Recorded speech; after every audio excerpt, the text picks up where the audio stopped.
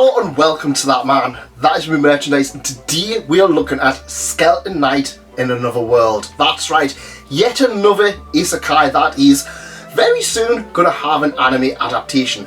Now, this is a review and first impressions of Volume 1. I don't know how far the anime is going to get up to, but I'm pretty much going to guarantee that it's going to cover at least Volume 1. Unless it ends up being a 86 or a Sabiki Bisco kind of thing and it covers only Volume 1. I'm going to expect it's probably going to cover Volume 2 and 3. But for me, only 1. But before we get into all of that, if you're new to the channel and love all things manga and collecting, from figures to anime and light novels, do me a favour and subscribe and ring that bell so you don't miss out on new weekly videos. Skeleton Knight in Another World is, well, it's another isekai, and I know what you're thinking. Before we even start, let's squash that. Let's squash that whole thing. It's a skeleton character. That means already people are thinking, oh, it's going to be like Overlord. It's going to be a cheap rip-off of Overlord. Well, not really. It's another overpowered fantasy isekai, and it just so happens that the main character is a skeleton knight. A skeleton knight, so he's wearing all of the armour. Overlord is basically a lich who is the final boss, taking over the world. Overlord's a lot more darker when it comes to things, but Skeleton Knight does have its own little things. It tells a story about a young man who absolutely loves playing games and then gets trapped as his character in another world. Yeah, it's sounding very much like Overlord. But it does manage to do its own little things from time to time. It's not a let's conquest everything. It's, well, it's your usual power fantasy. I'm not gonna lie, I'm getting pretty sick of a lot of these power fantasy titles, but I'm gonna be pretty honest, this one felt pretty okay. It wasn't too bad. I don't know what it is, I tend to find reincarnated into something tends to be a little bit more interesting than reincarnated as myself, but now I'm super powerful and now I'm awesome and everybody falls in love with us. I don't know what it is. Reincarnated as something feels like they've got to at least try. For example, the spider, she's got to get herself on top of the food chain. The slime has the whole world building thing. And, well, Skeleton Knight in the Other World has freeing slaves. That's right, a lot of this is about freeing elf slaves, which, you know what, is a pretty interesting way of doing things. I mean, at least they've got a goal, and that goal isn't just, oh, let's just have fantasy adventures and defeat the Demon Lord. No, it feels like we actually are getting a little bit something more meaty. Now, it's not just that as well, we are getting a few other things. In fact, the series starts off rather darkly with the Skeleton Knight saving a bunch of girls who are, well, gonna get raped.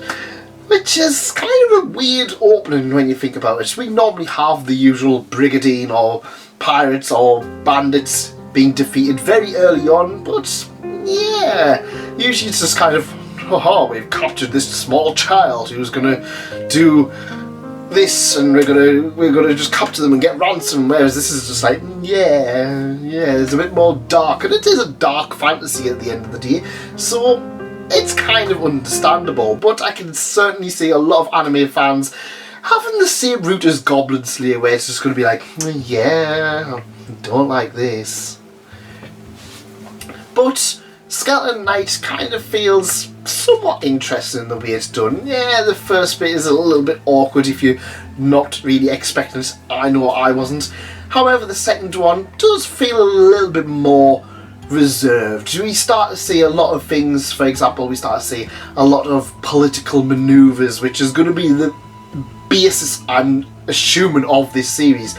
Political maneuvers which are going to hinder the main characters. We see peace treaties being destroyed. We see people backstabbing people backstabbing backstabbers for the sake of backstabbing. I think that's what we're going to call it. You get a free blah blah from me from today. And I I quite like that. I quite like the fact that the author has at least kind of given us a little bit of a narrative. We've got a bit of a goal. Yeah, the protagonist's overpowered, but we've got some goals. We kind of have a little bit of an understanding of the world, but we're also seeing the world through a few different things. We're seeing the world from the side of, well, the bandits, and we see them from the rich girls, and we see them from the little small children who live outside the country, and yeah, it all works rather nicely. We see, of course, the elves, and we discover that, well, of course, the rich people, being evil rich people, are kidnapping elves and using them as sex slaves because, of course.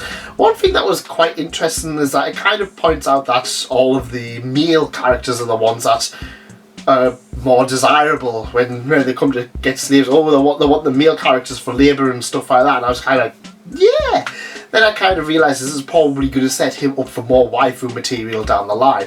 And, of course, we have the waifus. We have a beautiful elf who joins the main protagonist's party very early on. Well, I say early on, about halfway through the first volume. And she helps him free all of the elf slaves. It makes sense, and it makes sense in a normal way. We have a small little squirrel thing who the main character saves, and animal adoration thing that we see time and time again in real world. I don't know what it is, I'm rambling. So the question is this one worth reading? Yeah, I mean, the main protagonist isn't anything interesting. It's a skeleton, he wears night clothing over it. Kind of didn't really see much point in the whole skeleton thing yet. I mean, it's used from time to time when it's kind of like, oh yeah, this stabbing him, and he's just like, oh well, I'm a skeleton, so I've got no organs to take. Kind of feel the skeleton thing isn't really hugely important, at least in volume 1. It's just an excuse for him to continue being the knight. But we could probably have it as a powerful knight in another world, really. I don't know. It's one of those things that's kind of interesting, but it doesn't really rely on it. It's not, like I said, it's not turning it into a spider or a slime or a vending machine or anything like that. It's still kind of just a dead person. Yeah, the main characters, yeah, it's another one of these overpowered main characters, not particularly interesting. Yeah, I've seen worse. To be honest, I kind of expected it. It is the case with a lot of these series. It all falls down onto the waifu material. The elf girl really does kind of bolster things up, and the other characters themselves really do manage to keep things going, and that's what I'm going to see hold on to. There is a really nice side story where it focuses on a merchant who the skeleton knight meets early on, and he's just like, oh well, I'm going to be rich now because I've got all of these ultra rare weapons that the skeleton knight give me, and I quite like that. I quite like that as an aspect. I kind of want more merchant themed light novels like Spice and Wolf and stuff like that, because I don't know what it is, it just feels a little bit more real than being overpowered. Like I said, the world around everything is interesting. It's not going to be on the same level as your ReZeros or your Overlords or anything like that, but it does do a pretty good job. And let's face it, they've got a map. If I see a map in a light novel on the front page, I know that the author's at least thought of the world itself, rather than just being, it's a fantasy world, we're going to be like Dragon Quest.